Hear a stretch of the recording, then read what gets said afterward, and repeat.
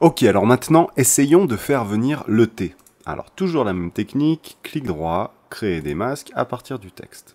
Ce sera donc le T. À la limite, ce que je vous conseille aussi, c'est de mettre des couleurs en fonction des lettres. Hein. Ce sera un petit peu plus facile de revenir dessus au cas où. Donc je sélectionne les éléments, je fais clic droit et je mets des libellés en fonction. Voilà, le T, on va dire que ça part en fuchsia. Parfait. Donc toujours pareil, on a des masques qui sont créés, certains dont on n'a pas besoin. Hop. Et là, je vais garder juste le T. Très bien.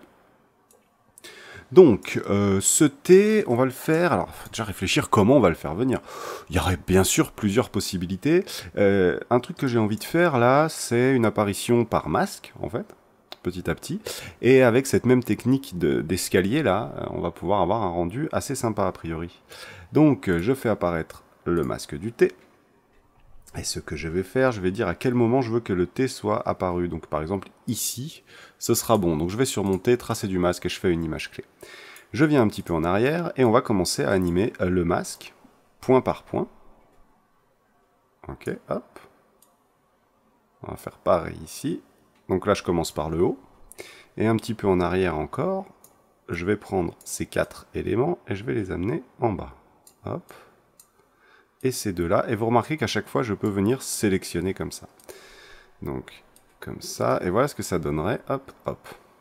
Alors c'est pas mal, mais un petit peu lent, notamment la deuxième partie, hop, hop. Là, ça me plaît un petit peu plus.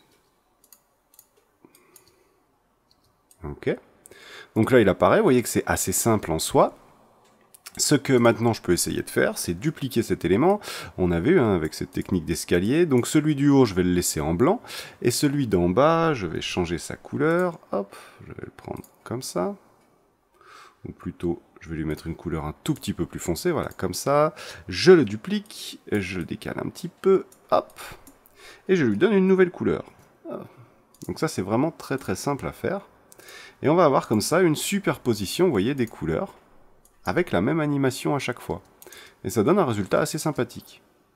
En tout cas, à moi qui me plaît. Voilà, donc on regarde le tout maintenant.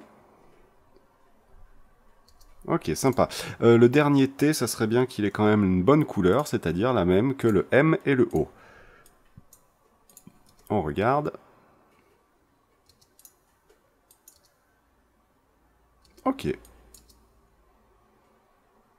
Bon, ça commence à me plaire, tout ça. Voilà, vous voyez que le T, là, moi, ça me plaît assez. Après, on pourrait essayer encore de modifier, mais personnellement, c'est assez vite fait, vous voyez. Une apparition par masque, assez vite fait. Et ça va pas mal. Alors, ça va être la lettre d'après. On va faire un truc assez sympa. Voilà. Ok. À la limite, je me dis, est-ce que quand le M arrive, boum, ça serait pas bien d'avoir un éclat? On pourrait essayer. Donc je vais prendre l'éclat que j'ai déjà créé, je le duplique, je vais le mettre au-dessus du M. À la limite, je change son libellé, on va essayer, hein, c'est vraiment pas sûr. Ce que je sais, c'est que le M arrive à cet endroit-là. Donc je pourrais prendre mon éclat, faire en sorte qu'à ce moment-là, hop, oups, attention, qu'à ce moment-là, il éclate autour du M. On va voir ce que ça donne. Ok, ça pourrait être pas mal, mais c'est un peu trop proche de celui qui existe déjà, donc je vais aller appuyer sur U et on va aller modifier un petit peu éventuellement son échelle. On réduit un peu l'échelle et on le recale.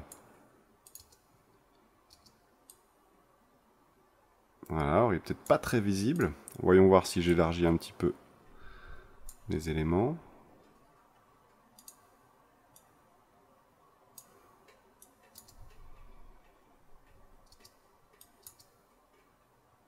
Ok, alors bon, ça me plaît moyennement. Je pense qu'il y a quelque chose à faire, mais ce sera pas l'éclat. Alors on le supprime, c'est pas grave. Boum. Voilà, une petite sauvegarde. Quand je dis que je pense qu'il y a quelque chose à faire, quand il arrive en haut, peut-être quand il arrive là, ça serait bien qu'on ait peut-être des petits éléments qui tombent ou quelque chose. On va voir, on reviendra dessus après.